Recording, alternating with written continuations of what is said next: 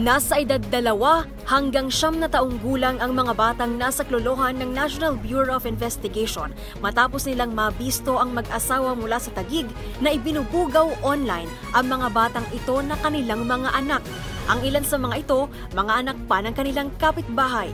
Base sa investigasyon, ibinibenta ng mag-asawa ang mga bata sa mga US citizens na tumatanggap ng mga child sexual exploitation material. Ayon sa NBI, katulad ng karaniwang ginagawa ng iba pang sangkot sa ganitong krimen, kinakausap online na mag-asawa ang mga US citizen sa pamamagitan ng pakikipag-chat o pakikipag-video call hanggang sa iimbitahan na ng mga ito ang mga foreigner na pumunta sa kanilang lugar para magsagawa ng sexual activities kasama ang mga bata.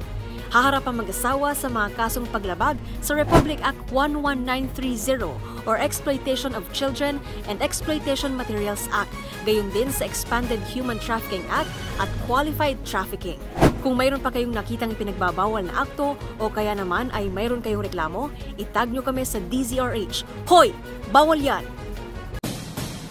Ang mga maling gawain atin ang pansinin para hindi na ulitin sa DZRH. Hoy!